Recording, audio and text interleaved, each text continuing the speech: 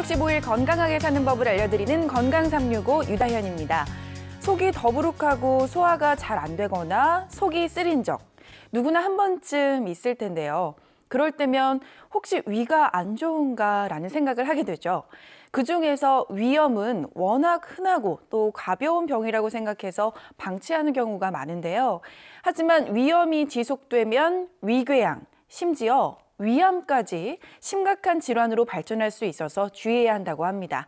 그래서 이번 시간에는 현대인에게 국민 질병으로 통하는 위염에 대해서 알아보고 또 위염을 예방하는 생활 습관에 대해서 짚어보도록 하겠습니다. 도움 말씀에는 인제대학교 상계백병원 소화기내과 최정민 교수님이십니다. 교수님 안녕하세요. 네, 안녕하세요.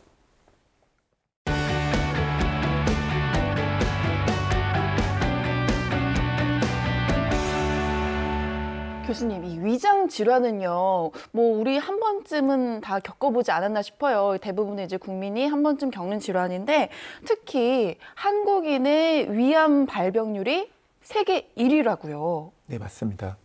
그래서 전 세계적으로 봤을 때 위암 발생률이 높은 국가가 이제 아시아 국가 중에 중국, 우리나라, 일본이 있는데요.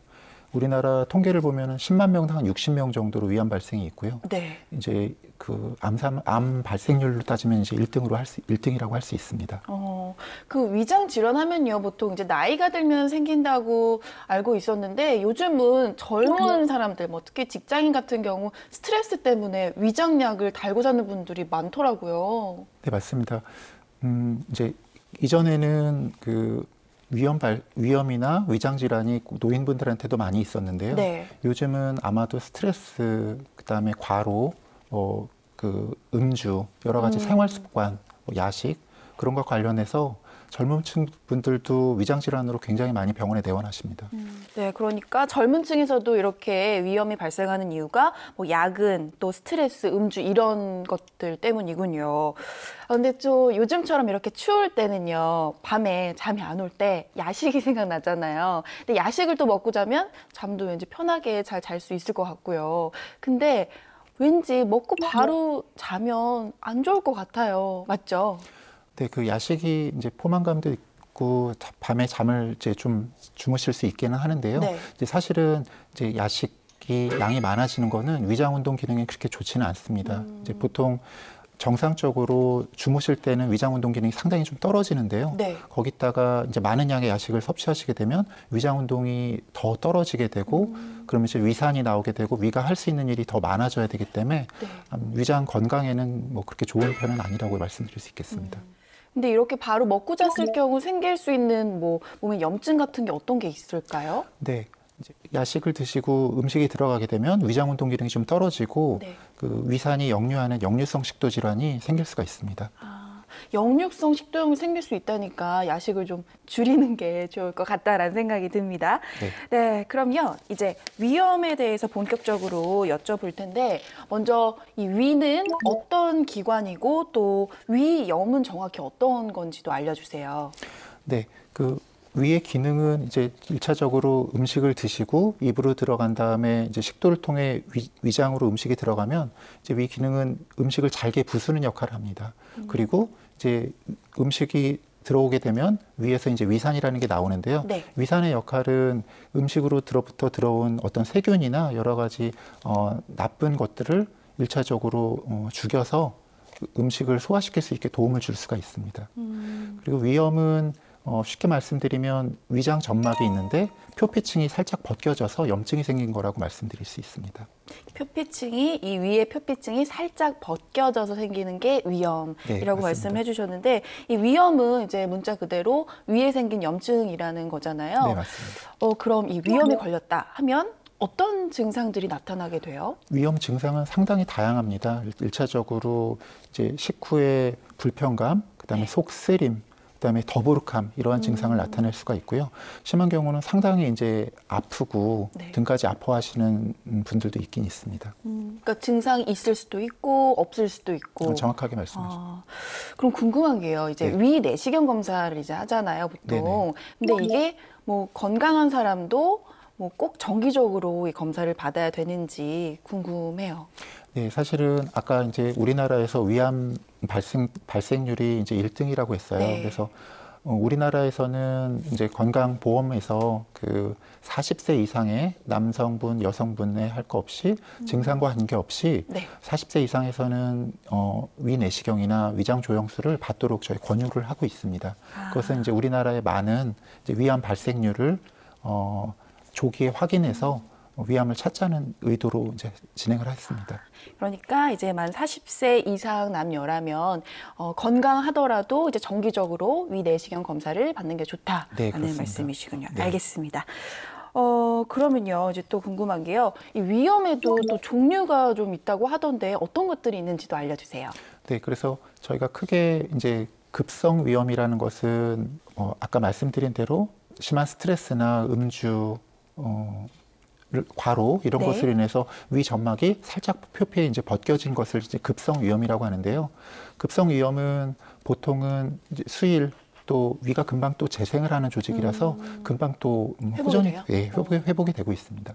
하지만 이제 저희가 위염 증상이 3개월 이상 지속됐을 때 이제 만성 위염이라고도 하는데요. 네. 만성 위염 같은 경우는 이제 지속적인 염증이 계속 진행되는 경우가 있어서 그런 경우는 이제 의사들이 조금 더 주의를 갖고 환자분들도 조금 더 그거에 대해서 더 알아야 되는 그런 상황입니다. 그 급성 위염은 이제 뭐 수일 내에 없어지긴 하지만 만성 같은 경우는 이제 3개월 이상 지속이 되기 때문에 더 주의를 네, 맞습니다. 요구가 되는 것 같은데요. 그럼 지금 말씀하신 위염이요, 다 암으로 진행이 되나요? 이제 정확하게 말씀드린 대로 급성 위염 같은 경우는 금방 호전이 돼서 걱정하지 않으셔도 됩니다. 네, 이제 저희가 만성 위염 중에 여러 가지 위염이라고 나눌 수가 있는데요. 네.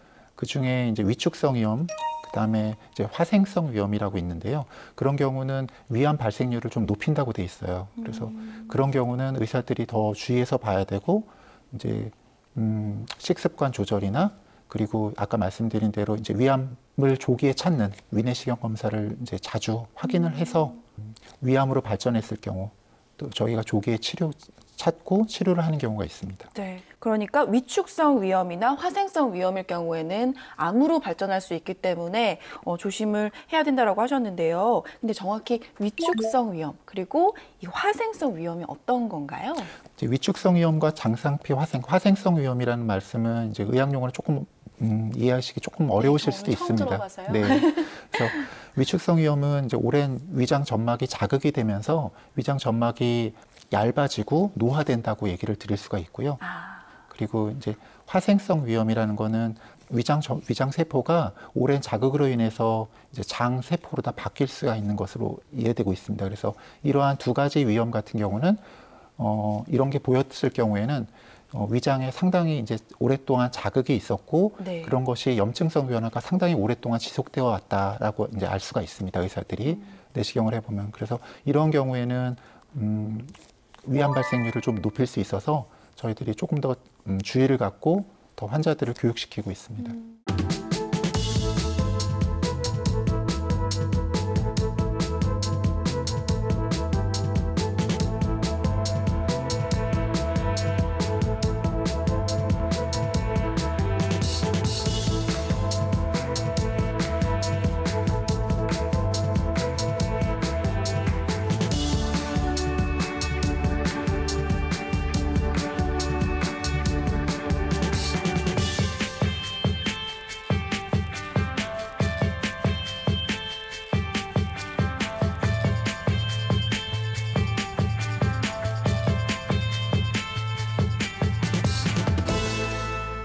그러면요, 교수님, 이 위염을 포함해서 위장 질환을 예방하려면 어떤 거를 먹는 게 좋을까요? 네, 사실은 이제 어떤 특정한 음식이 위염을 예방하고 위암을 예방하는데 좋은 음식이 있다면 참 좋을 텐데 네. 아직까지 이제 입증된 음식은 별로 없습니다. 하지만 이제 신선한 야채를 많이 섭취하고 채소를 섭취하시고 그리고 이제 생선류 같은 것이 위암 예방에 도움이 된다고 돼 있습니다. 네. 하지만 이제 반대로 이제 입증된 음식 중에 위암을 악화시키고 위암을 더 진행시킨다는 음식 중에는 이제 탄 음식이 좀 있고요. 탄 음식. 그다음에 짠 음식이 있습니다. 그럼요. 지금 매운 게 하나 빠진 것 같은데 왠지 매운 거 먹으면 네. 이게 위에 자극이 되니까 많이 안 좋을 것 같거든요. 매운 네. 거는 어떻게 영향이 크게 없나요? 이제 저희가 지금까지 연구 결과를 보면 매운 음식은 위암을 악화시키고 위암을 악화시킨다는 보고는 별로 없습니다. 그래서 하지만 이제 일반적으로 자극적인 음식, 맵고 짜고 네. 자극성 있는 음식은 위험 증상을 좀 악화시킬 수가 있습니다. 그래서 그런 음식을 드셨을 때 증상이 악화되는 분들은 저희는 이제 의사들은 그런 것을 피하라고 얘기를 하고 있습니다. 네, 그러니까 뭐 물론 매운 것도 많이 먹으면 당연히 이제 안 좋겠지만 매운 것보다 이제 짜는 거를 많이 먹었을 때 위암 발병률이 더 이제 높다라는 걸로 보면 되겠네요. 네, 그렇습니다. 네, 알겠습니다. 교수님, 그러면 뭐 위염이나 위염 환자 같은 경우에 뭐 특정한 음식은 피해야 된다 이런 게 있을까요? 네, 저는 이제 외래에서 이렇게 말씀을 드리는데요.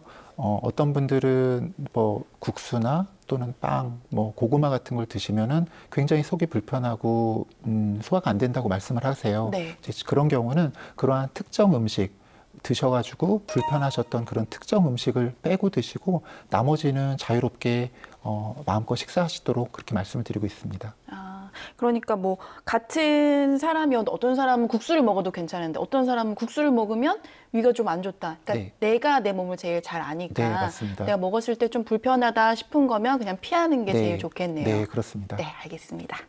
이 가벼운 위염이라도 방치하고 또 악화시키면 암의 위험성까지 높아지는데요. 자극적인 식사는 피하고 또 정기적으로 위 내시경 검사를 받는 것도 기억하시면 좋을 것 같습니다.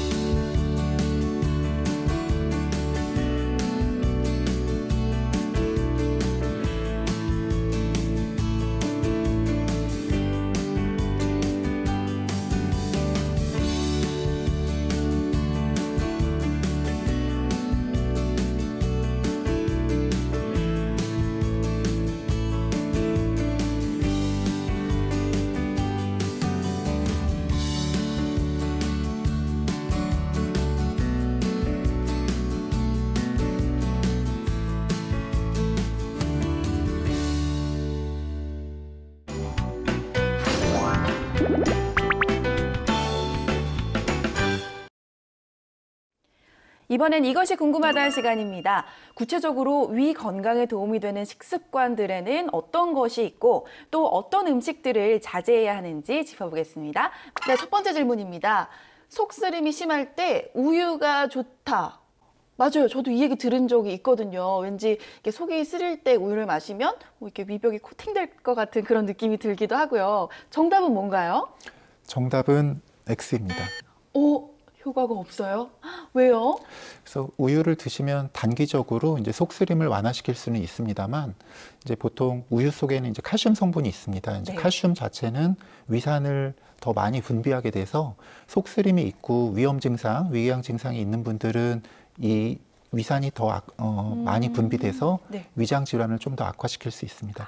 하지만 건강하신 분들이 우유를 드시는 거는 우유의 영양 가치를 볼 때 아무런 문제가 없습니다. 아, 그러니까 일단 뭐 속쓰림이 일시적으로는 줄 수 있고 또 건강한 사람들은 뭐 전혀 문제가 네. 안 되지만 일단 위장에 좀 질환이 있다 하시는 분들은 오히려 이제 위산을 분비시키기 때문에 네. 안 좋다라는 네. 말씀이시군요. 네. 알겠습니다.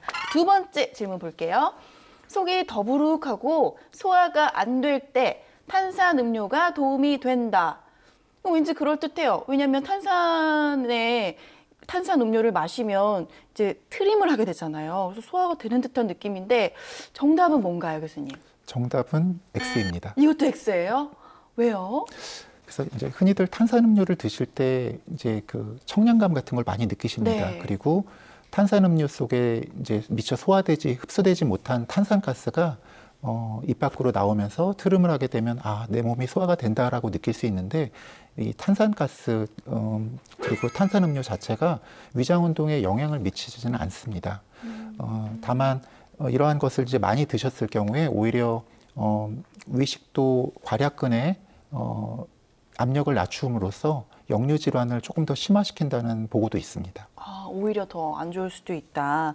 뭐 탄산음료를 마시면 일시적으로는 좀 속이 시원한 느낌이 들 수 있긴 하지만 오히려 소화에 또 방해를 줄 수 있다고 하니까 위장 질환이 있으신 분들에겐 탄산음료도 안 좋겠네요. 그렇습니다. 알겠습니다. 마지막 질문 볼게요.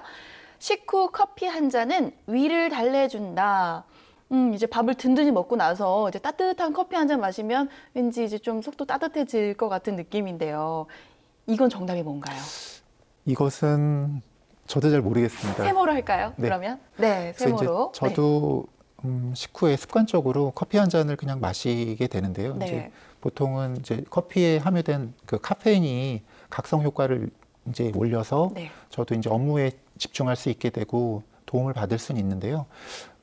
보고에 따르면은 카페인이 많이 함유된 이제 커피를 다량 많이 드셨을 때 네. 카페인이 많을 경우에는 이것도 마찬가지로 위식도 괄약근의 압력을 낮춰서 역류성 식도 질환을 더 유발한다고 되어 있습니다. 그래서 다량 많이 드시는 것은 저희가 그렇게 하지 않도록 말씀드리고 있습니다.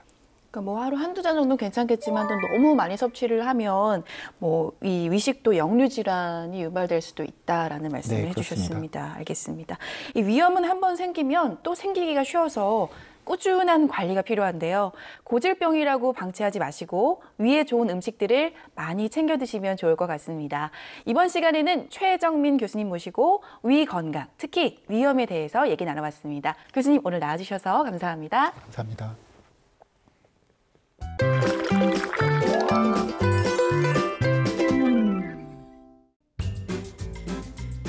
안녕하세요, 셰프 정호균입니다. 위험에는 양배추와 더불어 바로 이 브로콜리도 굉장히 좋은데요. 이 브로콜리에는 비타민 U가 풍부해 유벽을 보여준다고 합니다. 그럼 바로 이 브로콜리를 이용한 맛있는 요리를 만들어 보도록 하겠습니다.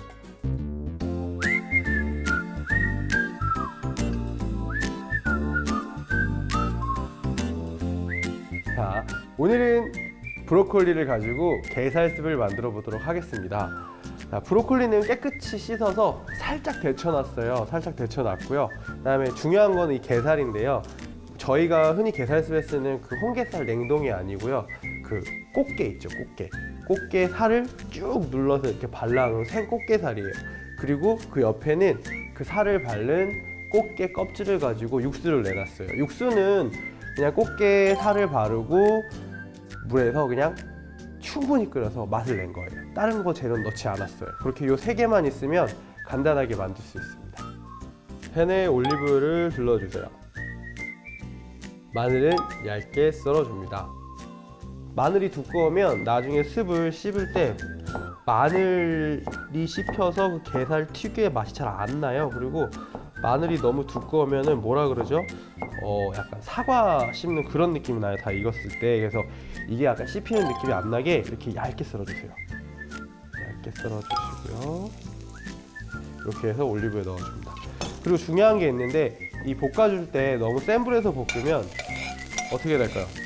마늘 향이 이 오일에 배는 게 아니라 마늘이 타기만 타면서 마늘 향은 하나도 안 배요. 그래서 제일 약한 불에서 이렇게 얇게 썬 마늘은 살살살 볶아줍니다. 벌써 마늘 향이 오일에 다 뱄죠? 자, 이렇게 됐으면 여기에다가 이제 아까 데쳐놓은 브로콜리를 넣어볼게요. 자,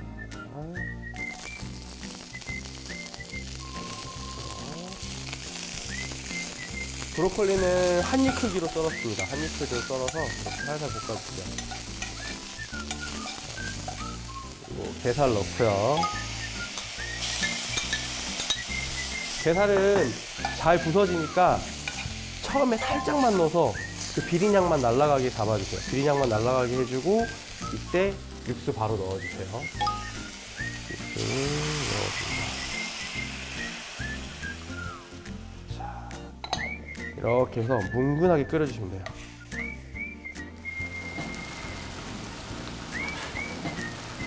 자, 여기에 소금 간 약간 해보도록 하겠습니다. 소금 간 해주고요. 게살 자체가 맛이 그렇게 센 식재료가 아니어서 저희 여기 소금 말고는 다른 건 넣진 않았어요. 불은 약하게 줄인 후 전분물을 넣고 끓여줍니다. 자, 그리고 이렇게 마무리하셔도 되지만 이제 기호에 맞게 저는 계란 흰자 좀 준비했거든요. 계란 흰자 넣어보도록 하겠습니다. 자, 근데 여기 중요한 게 저희 계란국 끓이거나 이럴 때 계란 넣잖아요. 그때 계란을 넣고 바로 저으면 계란이 모양이 잡히기 전에 그냥 물에다 풀어져가지고 뿌옇게만 되고 비린내만 나요. 그래서 넣어주고 처음에는 젓지 말다가 나중에 한번 탁탁탁 이렇게 수저로 치듯이 섞어주면은 되게 몽글몽글한 맛을 느끼실 수 있을 것 같아요. 자, 이렇게 완성된 스프를 그릇에 담아줍니다. 이렇게 해서 브로콜리 게살스프 완성되었습니다.